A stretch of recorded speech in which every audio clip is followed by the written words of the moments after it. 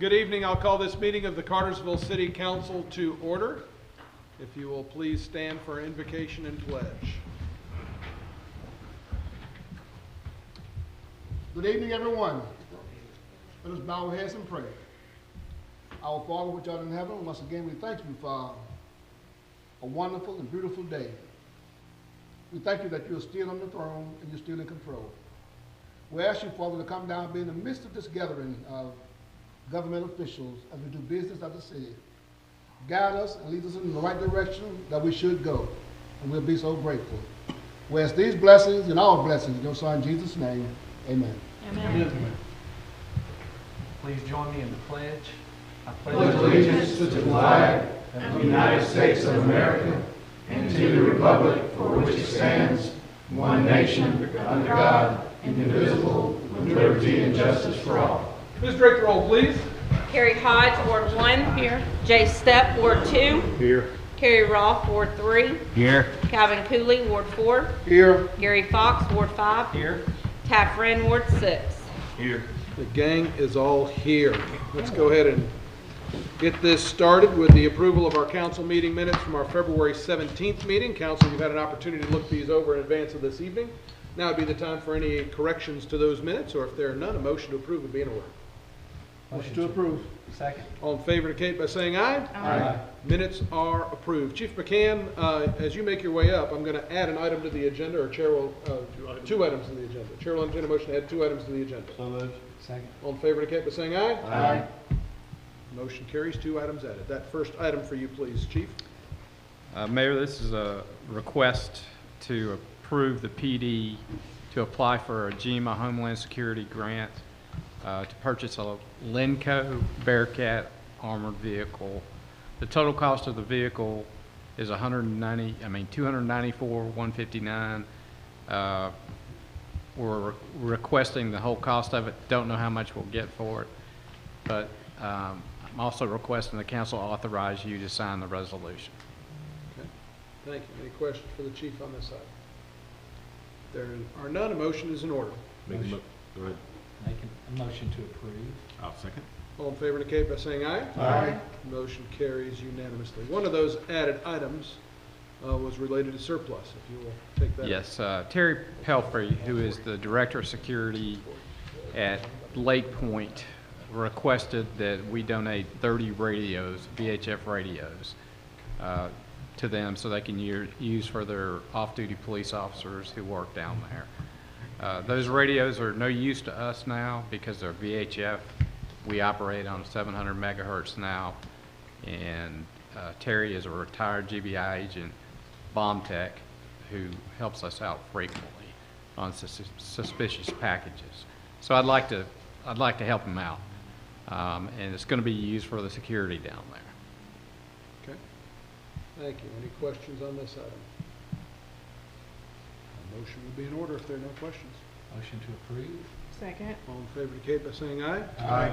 Motion carries unanimously. Surprise, council. There was another item that Dan is going to Thank you. share with us. Thank you, Chief. Yes, Mayor. I forgot to mention this during the work session, but we've been, Freddie and I have been working with the 4-H Club. They are interested, they need a space to practice for their youth that are part of that organization through the County Extension Office to use our Taylorsville site to practice on Sundays for shotgun practice for the upcoming event. They would like to use it for the next several Sundays until mid-May, until the tournament. This will just be for the 4-H Club members only. They will be practicing shotgun. They have put up targets as well as shooting clay targets. They will clean up after themselves as best they can. Obviously, the clay targets will disintegrate over time. This is the property we have out there that we put the sewer sludge on there. We've run this by Keith. We looked at our liability insurance through our local agent, Terry Watkins. We basically asked for the council approval to allow them to use this facility. Keith will write up an intergovernmental agreement between us and Bartow County because it's really the county extension office. So that's the request for this evening to allow that to occur and Keith to write up the IGA for the mayor and city clerk to sign that document. Okay. Any questions? All right. If there's none, a motion's in order. Motion to approve. Second. All in favor indicate by saying aye. Aye. Any opposed? Motion carries unanimously. Thank you. Thank you for your flexibility on that, council. Mr. Fryer, you have the next three, please, sir.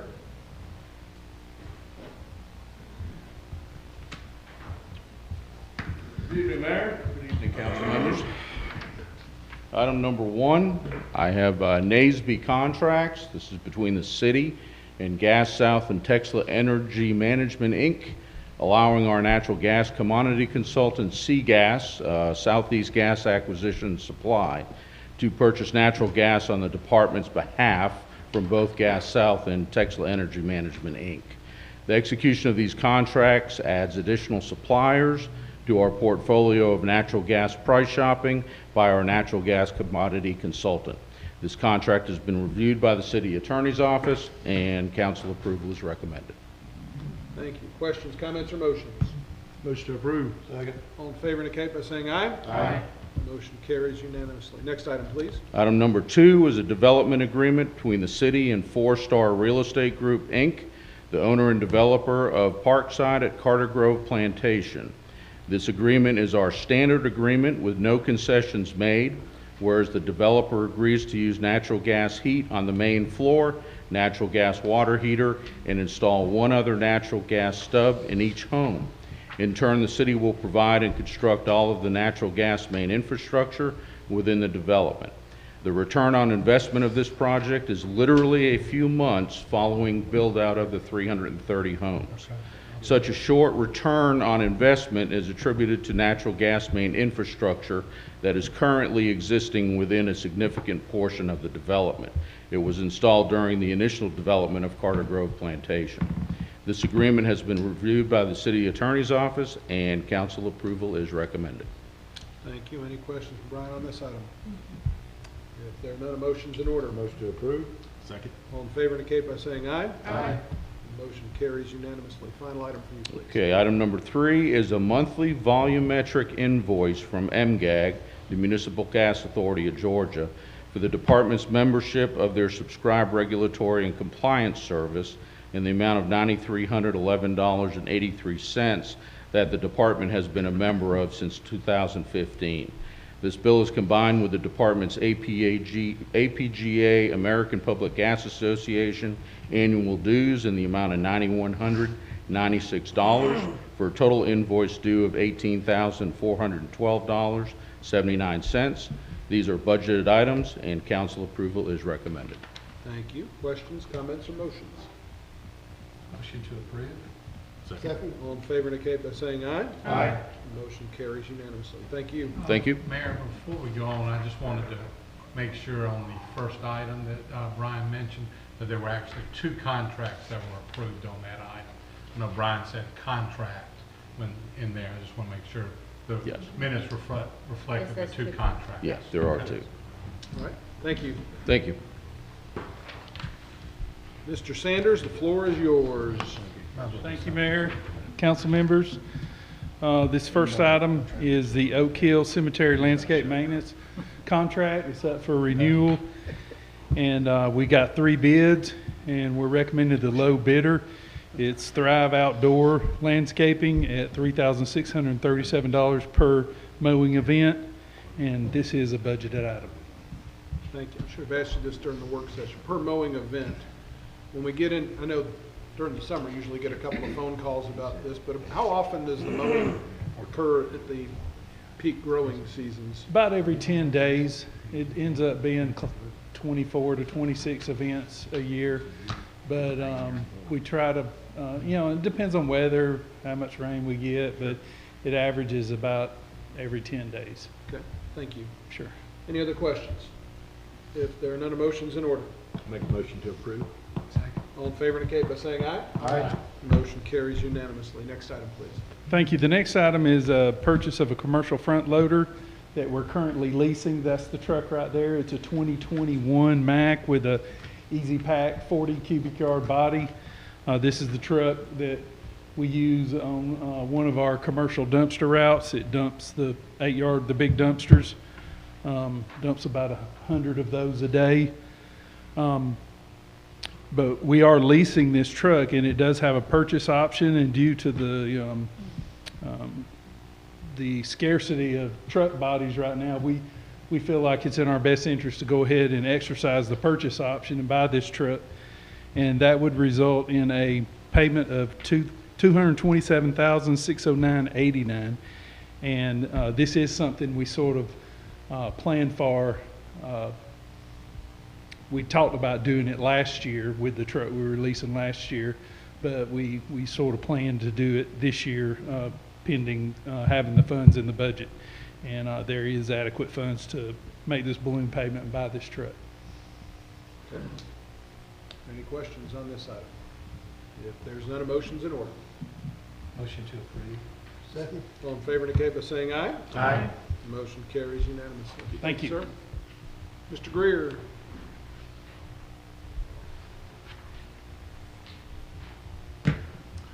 Thank you, Mayor and Council.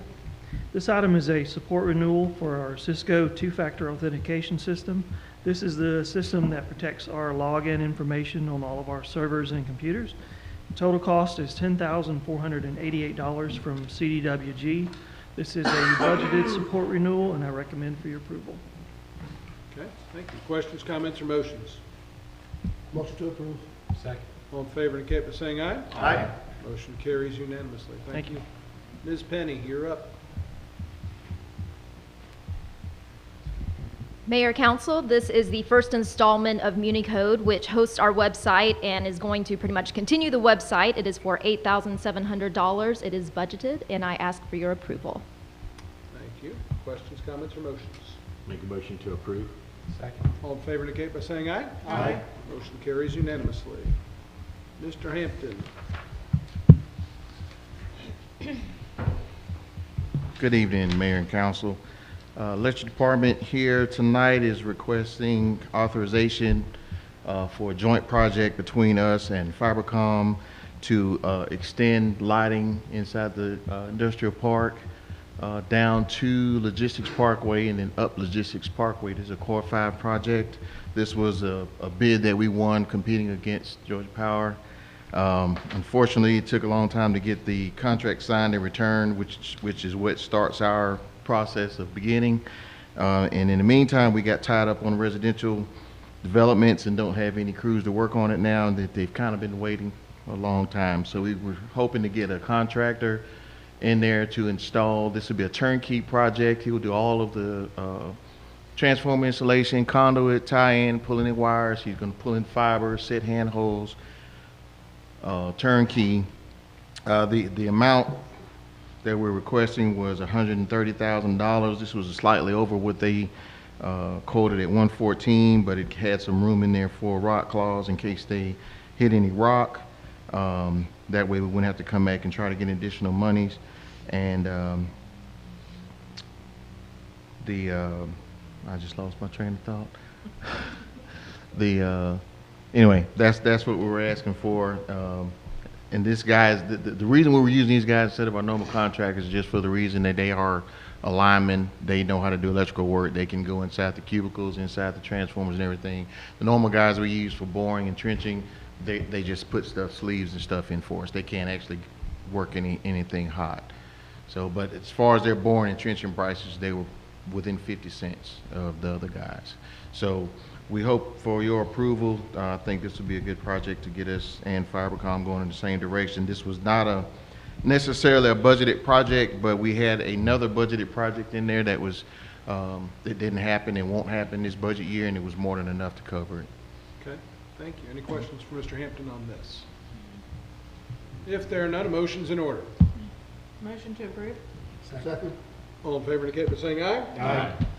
Motion carries unanimously. Next item, please, Derek. All right, thank you. Second item was same contractor wanting authorization to have them also install a conduit for a property on Terrell Drive. This is a property that had the old exposed neutral primary cable installed that we've been trying to be diligent about getting off of our system. We've redone subdivisions and everything like that, so all we have left are these little ones and twos where we need to find them and change them.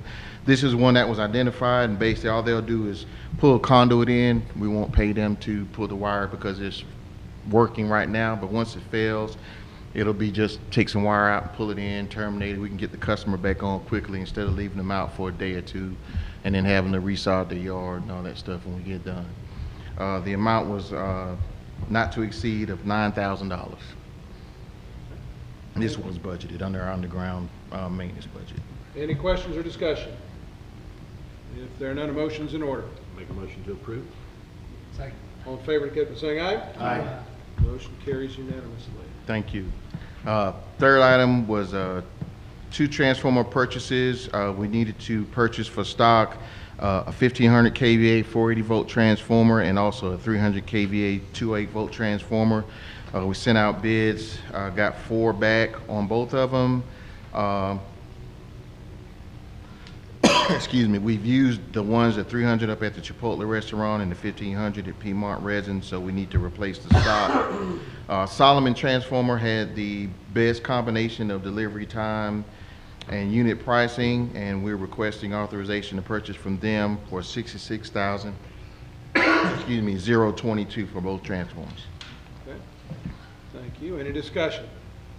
If not, a motion's in order. Motion to approve. All in favor indicate by saying aye. Aye. Motion carries unanimously. Thank you. Thank you, sir. Mr. Morgan, you've got the next 2.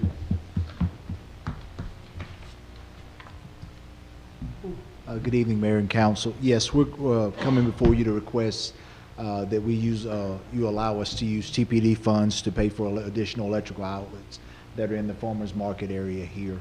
The cost came back at about $6,510. We were able to add 5 additional outlets on the City Hall side of the market area. Okay. Thank you. Any discussion on this? If there's no discussion, a motion's in order.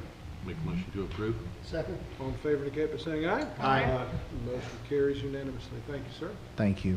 The next one is the property that we issued an RFP for in October for the 178 West Main Street, the old municipal court, before that police department. We wanted to bring forth the proposals. They've been gone through. McWhorter Capital Partners were the proposal that the committee sent before you. We wanted to make sure we came before you with that tonight and that data. They wanted to utilize to start up the video and let you all see it and then answer any of the questions. We're giving them 5 to 10 minutes to make their proposal and pitch. If we can start the video, then I'll have them come. You not gonna play the music, Annalee?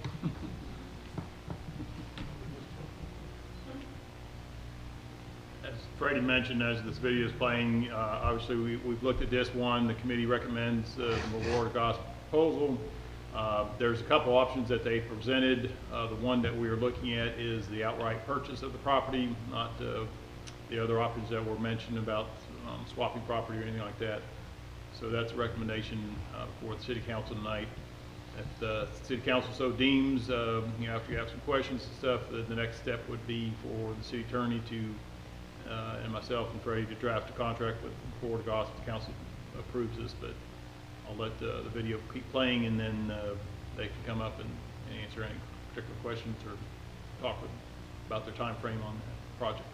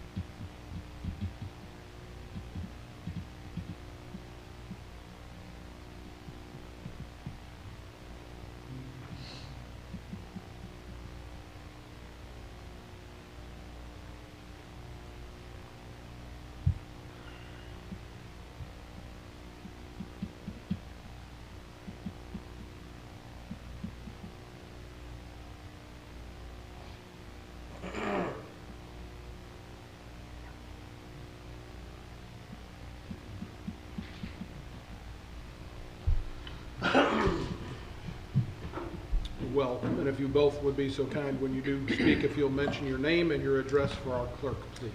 Yes, I am Josh McWhorter. Our address is 162 West Main Street, right next door to the property in question. And would you like to say your name so we can get that on record? I'm Ron Goss. I'm at 120 West Cherokee Avenue. But as the video shows, I think the main thing that we wanted to say, or at least me from my point of view, is it was important to try to keep the look of downtown, At the same time, be able to add things that we constantly hear people ask about. You know, downtown living, where can we live downtown? And I know Ron and I have had this discussion many times. It's not really financially feasible just to add on the buildings and go up and do things like that. But, you know, the property in question gives us that opportunity to add it. I think being in downtown yet a little bit away from the railroad would bring even more people in. As you can see, we're envisioning a little bit higher end product, but we also want to have somewhat of a live and play type atmosphere and look to this where we're going to have spots for local restaurants, the goal being local and local restaurateurs, not franchises and things of that nature. We're going to seek retail type tenants on the bottom floor. You know, as the video showed, this is what we came up with in the time frame that we had. Obviously, we've got to go through engineers and everyone else to have a final product, but this is the vision and what we're working towards. And Ron, I'll let you say a few words. Well, I think the key things too is I think it checked the box for your RFP. You know, the focus on the residential, finding something that's going to be a nice entrance from the west end of town into the downtown. From a zoning standpoint, pretty much it meets everything on the zoning side. The residential component, you know, in that district is above, behind, and below, so it meets that. And then from the Historic Preservation Commission standpoint, you know, they're subject to the Secretary of Interior standards. What does the Secretary of Interior standards say about infill? You know, you want to create something that is appropriate for the downtown, shares the lines, shares some features, but it doesn't confuse people and create a false sense of history. So I think this is sort of checks every box in every category. And again, I think we need to stress that, you know, there may be a few components that change only because that engineering and architects and everything, when they come together, there's always something going to change. But I think this is sort of is the direction we're going, and I do know that even though this is a sales situation, there is somewhat of a partnership. I know the city will provide feedback as we get in, you know, through the design process and also. And remind me, please, what the approximate number of units are part of this, and these will be sold units, rented units? What is your vision for that? Yes, we would condo out residential units. You know, in this mock-up, we have roughly, depending on the square footage we use for each unit, roughly about 16 to 18 units in this that you see. And these are a little bit larger. One thing too is we were trying to, it's a little tricky because you're trying to figure out where the market is, and we want a little time to do a little more studies. Is the market at 1,200 square feet? Is the market at 15? Is the market at 2,000? What you're looking at on the exterior, you know, whether it's 18 units or 26 units, you're still going to get that same exterior component. So I think we have a little, and it may be a mix of some smaller, some mid-size, the Keith level penthouse. I was going to say, Mayor, we can't put you 6,000 square feet up there if you want. So, but. You know, this may be another opportunity too for another downtown residential property with a rooftop deck. And of course, you know, we've done a lot of these over the years, especially down Broad Street in Rome, where you sort of tuck them in. They're not so obvious from the street level. One thing on that building there I wanted to point out is when we're sitting around our office, we were sort of being a little selfish, saying what would we like to see in downtown Cartersville. And of course, you know, people always make comments about residential, but food is always a big driver. And Josh and I both have a affection for a place in Greenville, South Carolina that you can go to and sort of eat out on the roof. And, you know, we were hoping to solicit somebody that, you know, to go into a space like that we could have something very unique that we don't have in Cartersville now, which will allow you to go out And at that elevation, you're looking down the hill, you're sort of at a high point. So I think that'd be really unique. When people come to Cartersville, it's something different. It's not what we have now, which we have a lot of great things, but we're just not repeating the same old thing.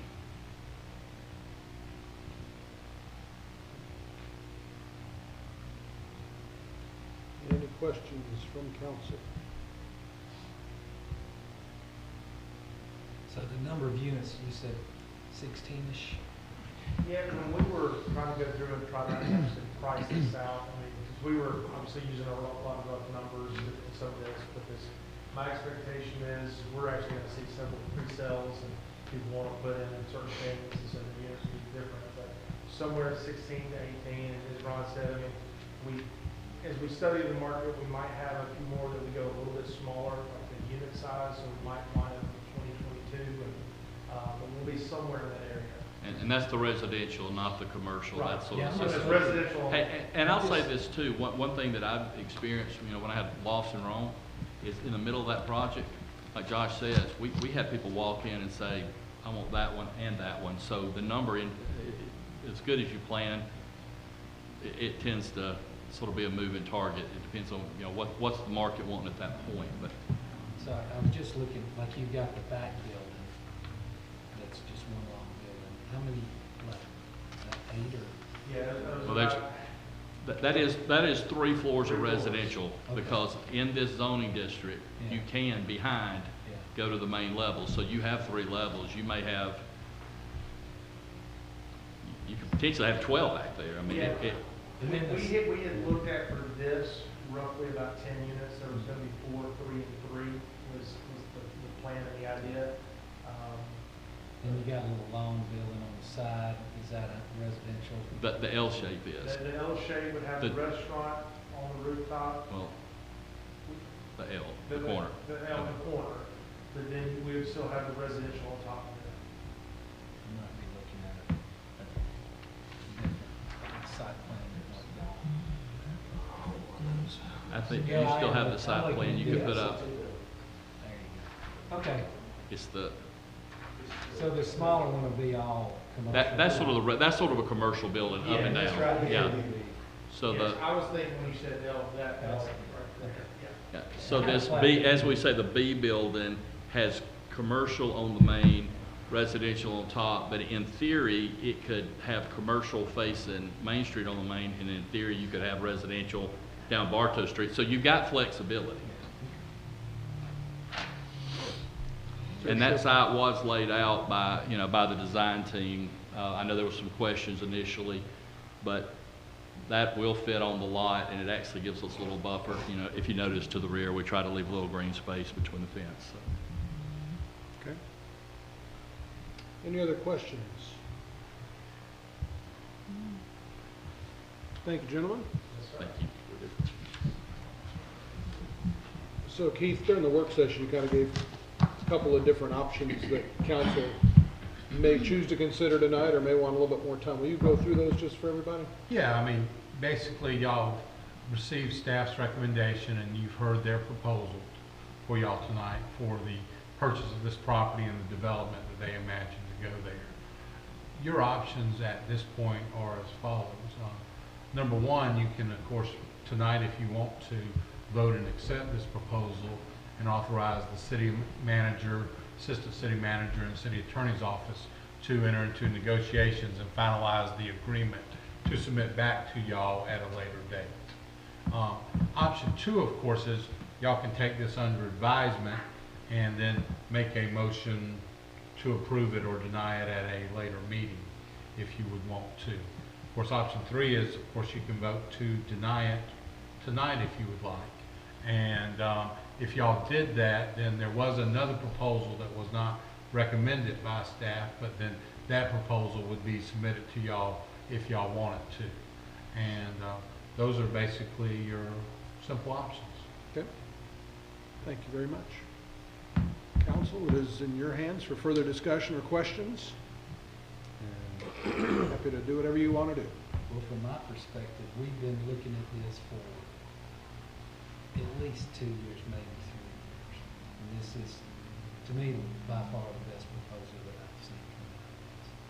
So So I'd like to make a motion to allow staff to begin negotiations to go forward with this project for the purchase of it and for the making sure it checks all the boxes. Okay, so I've got a motion. Do I have a second? I've got a motion and a second. All in favor indicate by saying aye. Aye. Motion carries unanimously. Thank you, council. All right, is there any other business that needs to come before council this evening? You would go and step forward, and if you'll give your name and address for our clerk. You just fix that microphone wherever it's comfortable for you. Get it where you can hear me. I'm Kathy Davis, live at 19 Crestwood Road, Cartersville, 30121. I had been here before about the TNR that we do not have in the city of Cartersville. And it was turned down originally, but I think part of the problem is it was put to you as either we do TNR or we allow animal control to go out and pick up all the cats that nobody wants.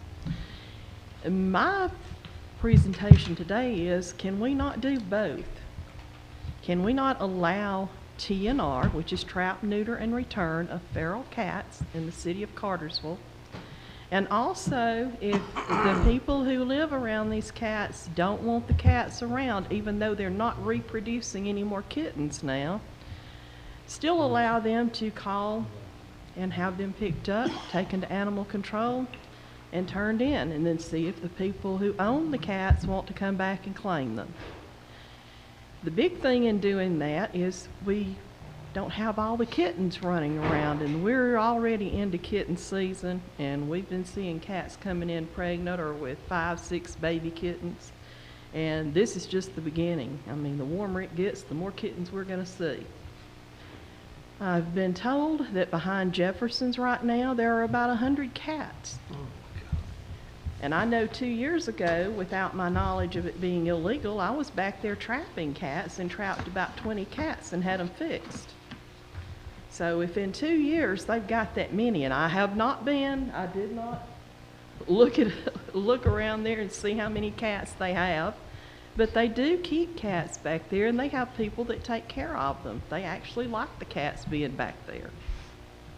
But we need to prevent any more from being born back there. By us not approving TNR, I can't do anything about it. They're just going to keep having babies, and I can't stop it. So the only other alternative would be for our city animal control person to go out there and trap them all himself and take them down to animal control. Another thing is, if we do the trapping, what they will do when they fix these cats, and I cover that cost. That doesn't cost the city anything. That all comes out of my funding. I have grant money to cover all of that, so y'all are out of the cat business as far as having to pay any money. But when they trap the cats and take feral cats in, they will do what they call an ear tip. One ear, instead of it coming, to a point, is going to be flattened out. So anytime one of those cats is turned into animal control, they can tell right off the bat that cat has been spayed or neutered. When that happens, and I also had someone that was supposed to be here tonight that takes all of these cats in her rescue. Kitty Up Cat Rescue in Dallas takes all of the feral cats that come into the Bartow County Animal Control. No one else has ever, in the last 2 years, taken a cat other than her that is feral. She has a barn program through her rescue. Those cats can go directly to a barn program because they're already fixed. So that means she doesn't have to sit there and house them for 2 or 3 weeks waiting on time to get them spayed or neutered, and meanwhile all of her staff is dealing with wild cats. Nobody wants to deal with a feral cat, because I have had one get after me and they're not fun.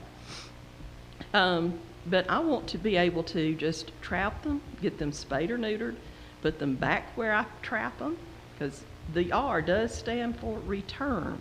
It is not remove. And that's something I have to stress to everyone when I go to help them trap animals.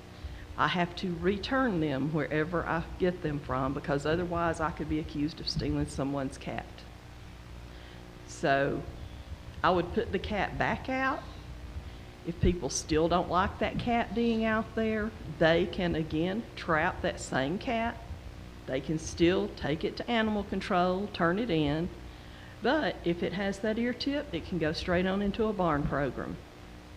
And there's no waiting around for 2-3 weeks, whatever time it would take to get the cat spayed, neutered, and then onto a barn program. It can go directly into one.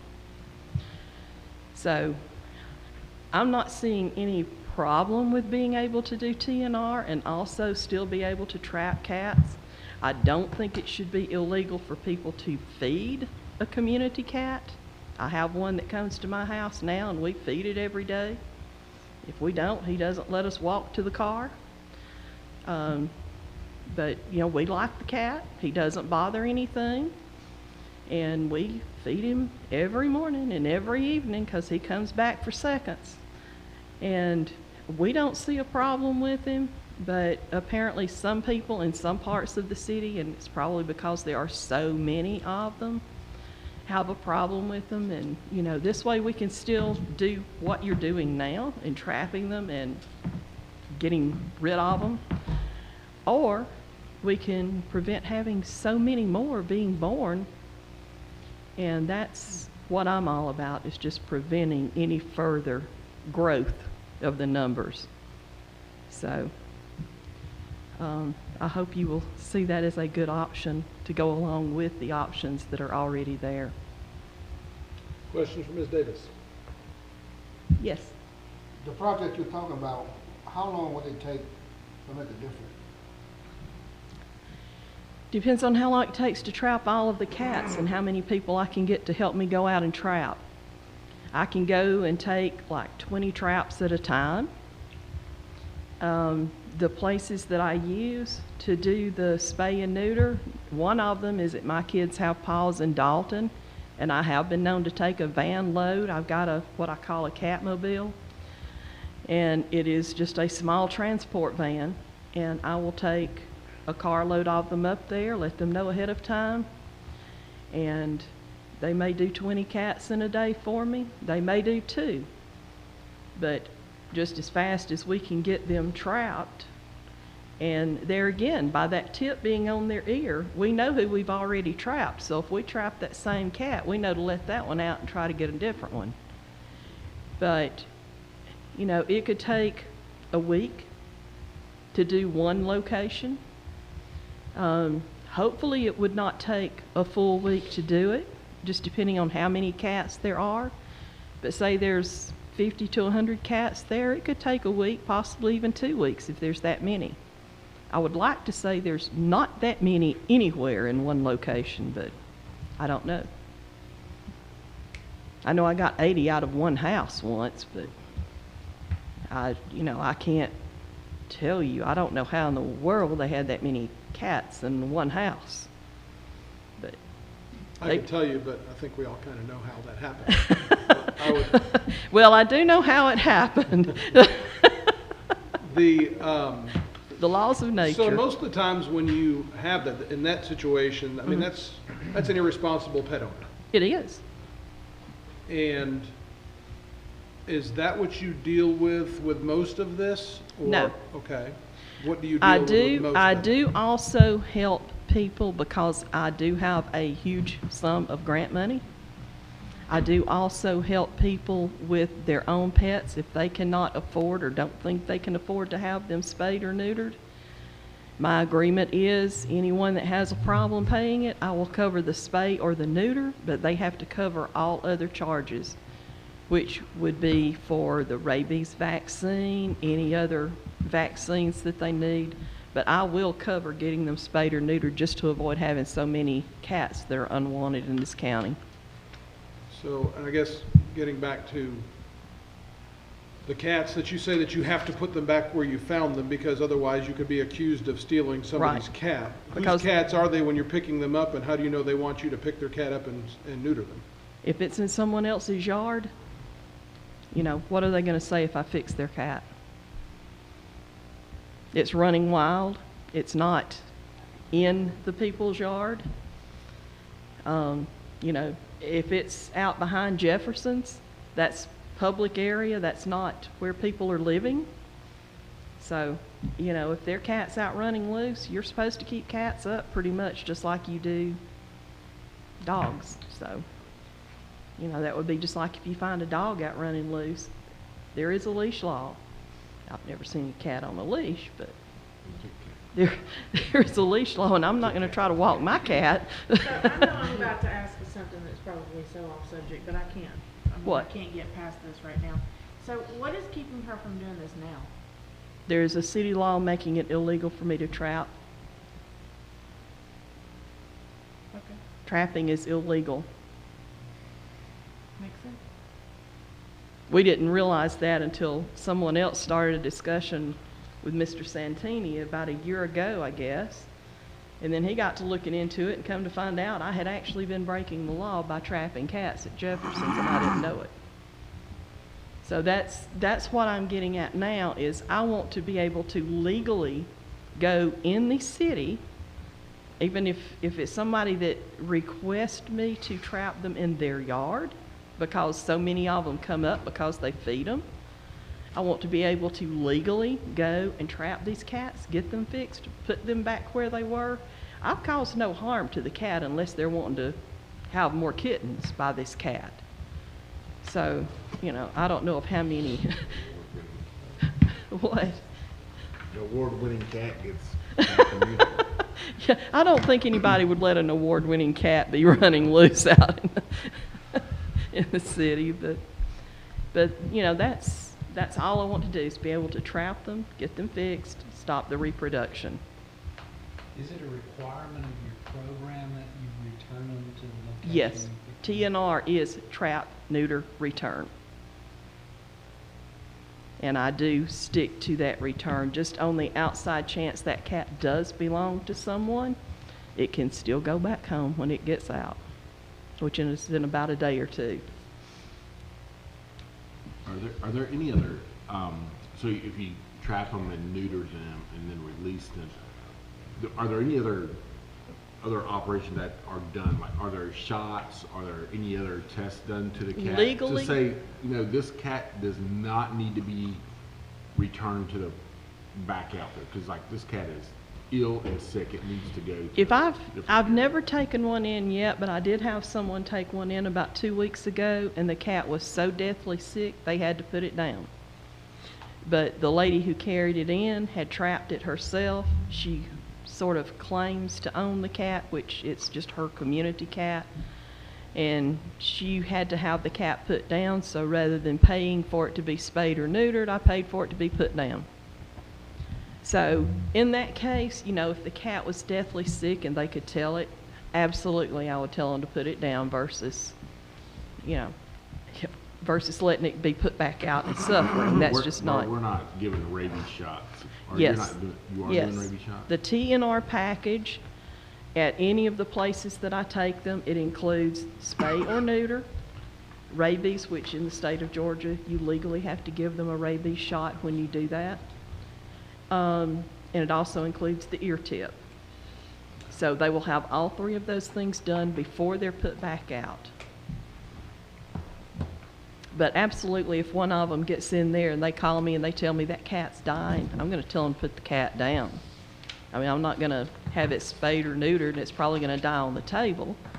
So I would just let them put the cat down. It's the only humane thing to do at that point.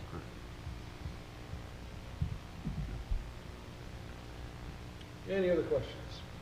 Kittens. Do you do kittens also? Yes, kittens can be done as long as they weigh 2 pounds, because cats actually start breeding at 4 months old. Most people think it takes them a year. They start breeding at 4 months old. They're sexually matured even though they're still growing. Their bodies are still growing, but they are sexually mature at 4 months. So that's... How many is used in a litter? How many is usually in a litter? Usually somewhere between 4 and 6. I've had litters that only had 1 or 2, and I've had litters with 8, but I've never seen more than 8 yet. But yeah, usually it's around 4 to 6. That's just your standard number. And they can have kittens like 4 times a year. Because at 2 weeks old, when those babies are 2 weeks old, those moms come in heat again. Can come in heat again. So you're talking about multiplying geometrically then? Yeah, I mean, they're multiplying like mad, because you think of how long it takes a kitten. In 4 months, it can start having babies, and they can have 4 litters at least in a year. You can think of how many kittens there are out there that nobody wants. So I'm just trying to avoid any worse problem than we already have. Any other questions? One other quick, are there other organizations that do this, or is it just you solely? Currently just me. I had promised our county commissioner rather, that if he would make it legal, because I knew several people had talked to him already, if he would make it legal, I would see to it somebody did it. Unfortunately, me and my big mouth meant I would go do it, because you have a hard time getting people to help you and to do something for you. So I started doing it. I hauled my husband with me on many occasions. Many occasions I went by myself. I have had a few people offer to go and help me with trapping now, and I hope that happens. So if once they are TNR'd and someone calls and says, hey, pardon me, I like this cat picked up, animal control can come out there and pick it up, and then that cat then has access to go to the barn. You cannot just take the cat to the barn.